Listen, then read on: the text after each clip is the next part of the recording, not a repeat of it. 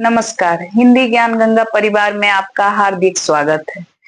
अभी तक हमने लिंग की पढ़ाई की थी। हिंदी व्याकरण के अंतर्गत लिंग पढ़ रहे थे। आइए उसी चर्चा को आगे बढ़ाते हैं, विषय को देखते हैं। हमने लिंग की परिभाषा जान ली थी, लिंग का पहचान भी समझ लिया था। अब आगे हम लिंग निर्णय के जो मुख्य नियम हैं उन पर चर्चा करते हैं।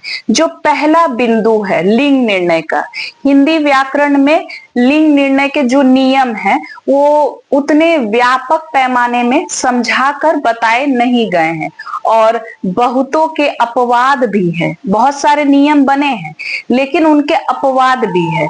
तो इसे सरल भाषा में आसानी से समझने के लिए मैं आपके समक्ष कुछ बिंदुओं को रख रही हूं। इन्हें आप ध्यान से समझें और बार बार इसका रिवीजन करें, इसे दोहराएं, तो ये आपके मन मस्तिष्क में छप जाएगा, जो अति आवश्यक है। और इसके अलावा मैंने पिछले वीडियो में समझाया था कि वाक्य बनाकर कैसे आप पहचान कर पाएंगे कि कौन सा स्त्रीलिंग है या कौन सा पुल्लिंग है, इसको समझ सकते हैं आप।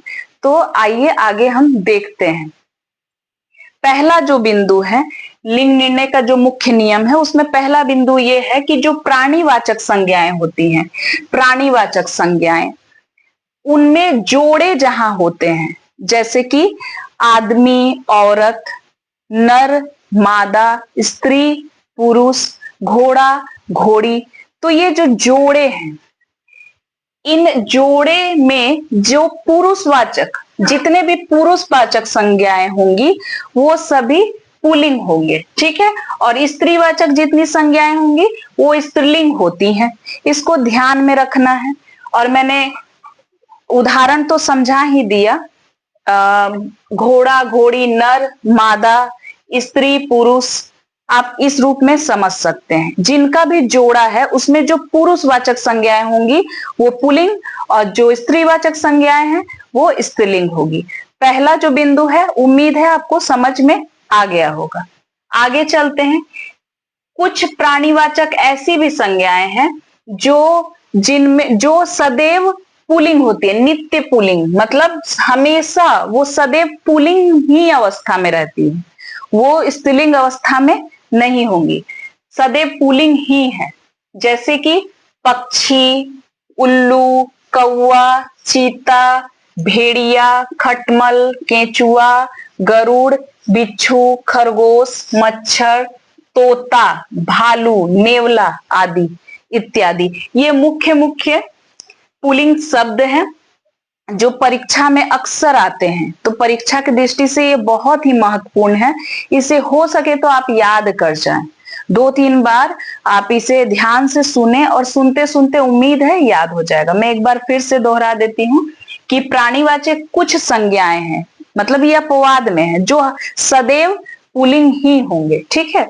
तो कौन कौन से हैं? पक्षी, उल्लू, कौवा, चीता, भेड़िया, खटमल, केंचुआ, गरुड़, बिच्छू, खरगोश, मच्छर, तोता, भालू, नेवला।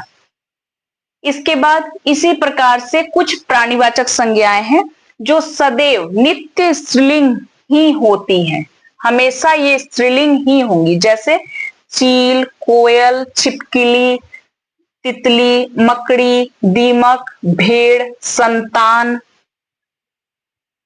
तो आप इसे याद कर ले, ये महत्वपूर्ण है, परीक्षा में ये अक्सर पूछे जाते हैं। चील, कोयल, छिपकली, तितली, मकड़ी, दीमक, भेड़, संतान।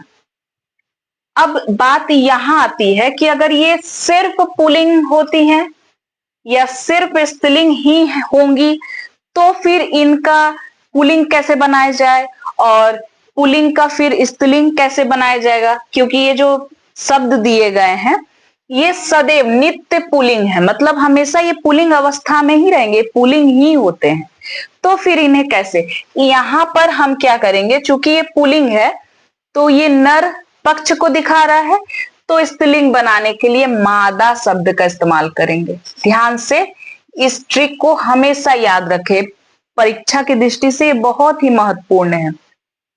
कि जब हम मादा लगा देंगे, नित्य जो पुल्लिंग शब्द हैं उनमें हम मादा लगाकर बनाएंगे स्त्रीलिंग, और जो नित्य स्त्रीलिंग है वहां पर नर लगाकर बनाएंगे। क्या बनाएंगे?